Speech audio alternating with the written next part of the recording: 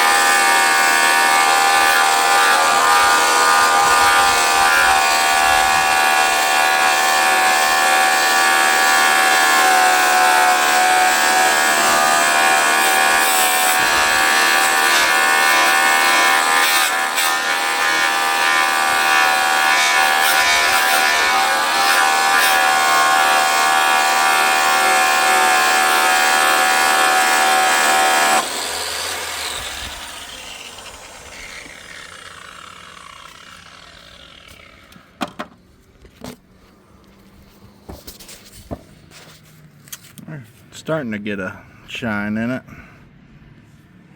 Clean it up. Had this bottle of Chrome Shot polish from Wildwood for quite a while. It's one of my favorites.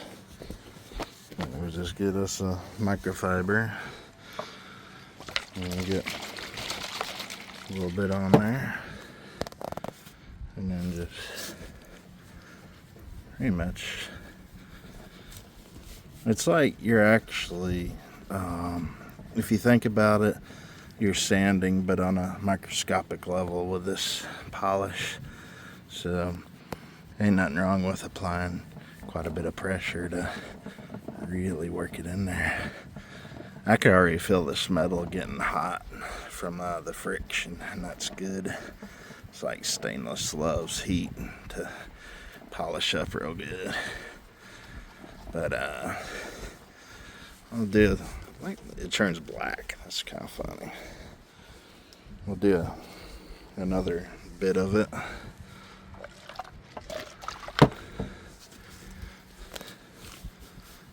Just get some clean polish on there. Just run it in. And then we'll pretty much at this point let it dry. Well, I finished doing these circles. I just like doing the circles, so now we'll let it dry. It seems dull now, but okay. I did a touch test to see if it's dry enough to blowing off contaminants, just because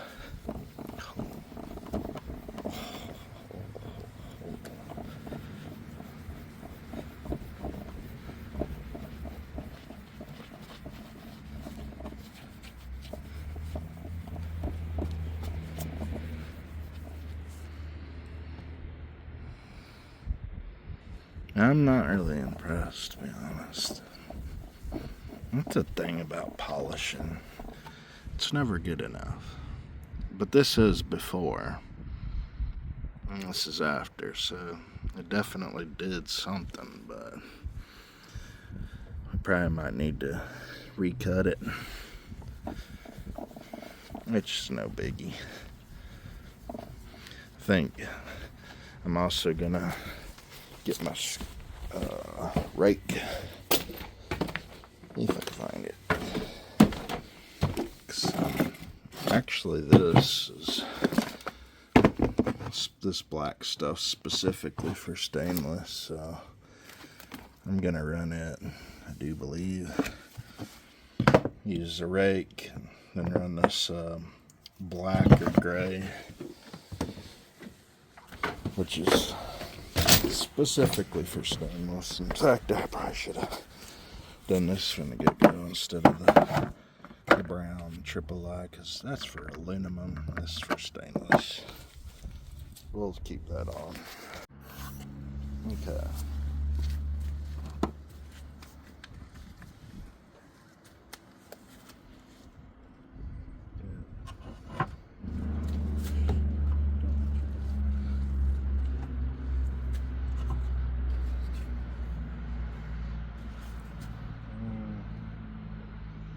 I'll probably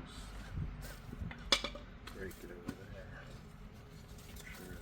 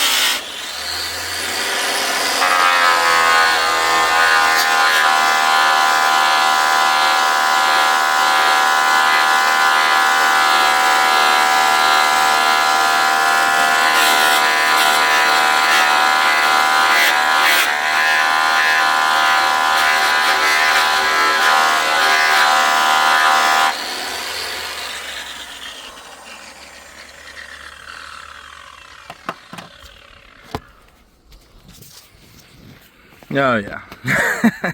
Huge difference.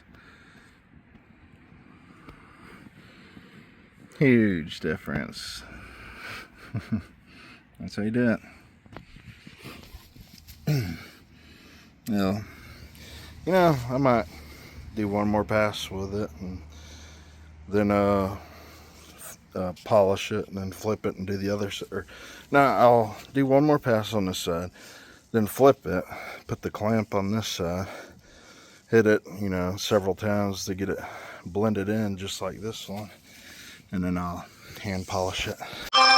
The important part of polishing is, like, you know, you're running the wheel. If the wheel's, you know, kind of going this way, you always want to, like, tail it off, like go to the edge. You never want to have the wheel spin and catch a top edge. It will destroy so much stuff. It will destroy the piece you're working on. It'll destroy your hands. It's just dangerous, especially at 6,000 RPM.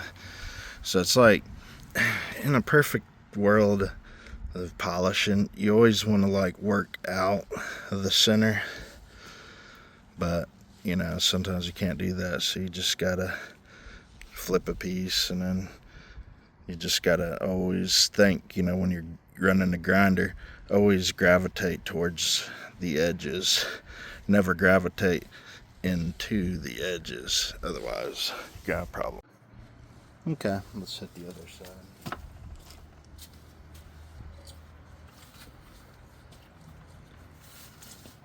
I don't think I'm gonna rake it. I think we're gonna be good on that. So.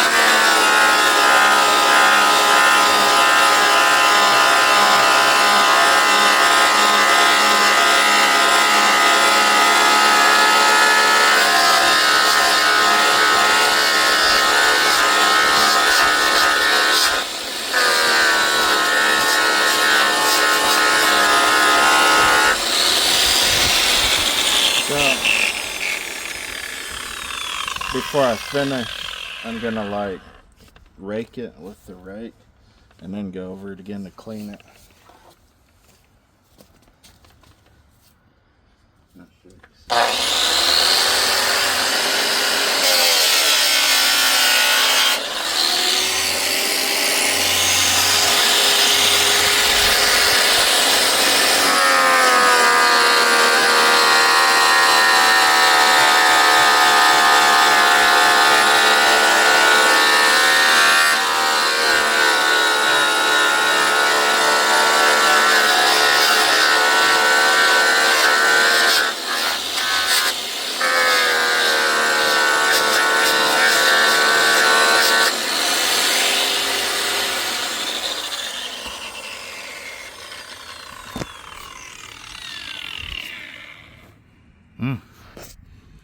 shiny. And to finish it, just gonna hand polish it out. Yeah, I gotta do same as I did before, more or less. Put this hand polish on. I rub it in real hard, and then basically rub it in until it gets black. That's when you know it's working. But I'm just gonna keep hand polishing it, then let it dry to dry haze, and then buff it off, and that should be done. I like to have 2 fingers and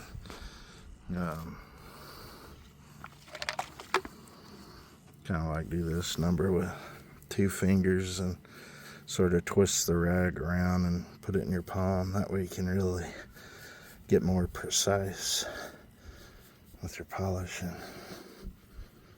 You just really want to go in circles, to be honest, because circles they deflect light rays in a way that makes it all look symmetrical.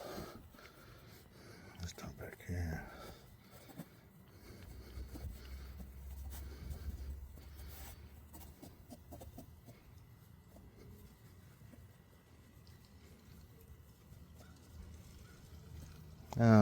Yes.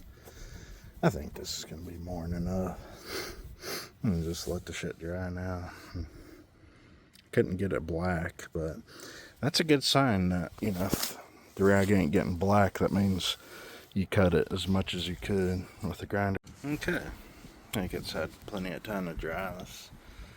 Oh yeah, that's what you want. A big contrast. If you do your finger and it doesn't do that, and if it just kind of smears, then give it more time to dry. But once you do that, it's indicative that it's ready to get taken off. And this is just kind of an ordeal to where I'll wipe it, then flip the rag, then wipe it again, and flip the rag and wipe it again. That's what came off of it. It's really hard to do this with one hand because I like to hold the piece down when I'm doing this. That's weird looking. I'm getting cross-contamination from the wet end of the rag, I think. But yeah, that's a mirror there. I'm trying to... This metal's like...